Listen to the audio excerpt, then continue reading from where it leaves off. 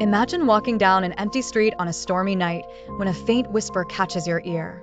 You can barely make out the words, but they pull you toward a house that has been abandoned for years. The door creaks open as if inviting you inside, but as you step over the threshold, the air grows cold, the silence deafening. Something isn't right, and the moment you step in, you realize this isn't just any house. Something inside is waiting for you. What happens inside may change everything forever. Stay tuned to find out who or what is calling from within. On a night when the wind howls through empty streets, deep within the heart of the city lies a forgotten house. Its windows, once sparkling, now stare blankly into the abyss as if the house itself is waiting for something to happen. And something is about to happen. It starts with a whisper. A faint voice echoes through the walls, barely audible over the wind. But as the night deepens, the whisper grows louder, more insistent, until it becomes impossible to ignore. "Help me," it pleads. "Help me, please." The first to hear it is Michael, a young man who's skeptical of the supernatural. He's heard the rumors about the house, but never believed in ghosts. Until that night when he hears the whisper, "Help me." The voice is faint at first, but as he listens, it grows clearer. Against his better judgment, Michael steps closer.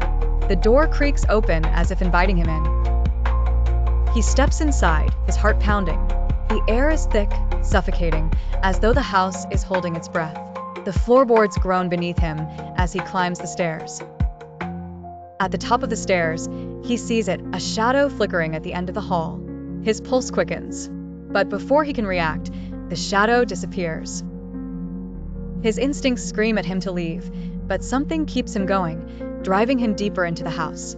The whisper returns, louder this time, almost inside his head. "Help me, please," it pleads. He follows the voice down a dimly lit hallway, his feet carrying him as though he's no longer in control. At the end of the hall, he sees a half-open door. He pushes it open and finds an empty room, its contents scattered. The whisper grows louder, more desperate. Michael steps further into the room, his eyes scanning the space for any sign of life. And then, from the corner of the room, he sees it, a mirror, cracked and weathered by time. But in the reflection, something isn't right. His reflection looks different, twisted, grinning back at him with malicious intent. Frozen in terror, Michael reaches out to touch the mirror.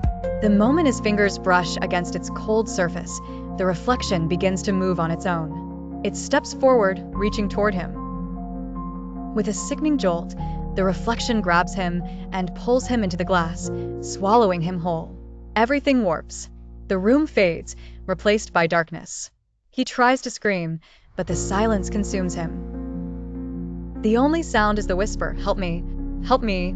Suddenly, the darkness recedes, and Michael finds himself back in the house. But everything is different now. The walls are no longer decaying. The air feels fresh, the house restored. And standing in front of him is an old woman, her face pale, her eyes hollow. "You should not have come," she raspies. "Now you're part of the house.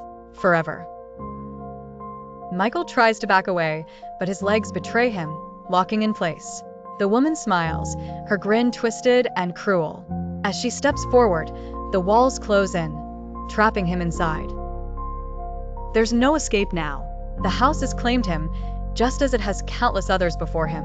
The whispers grow louder, the voices of the lost souls trapped within the walls, their torment endless. Michael's fate is sealed, and as the darkness consumes him, the only thing he hears is the voice that called him here. "Help me, help me." The story ends, leaving one chilling question. Who, or what, will the house call to next? This house is waiting, and it knows you're coming.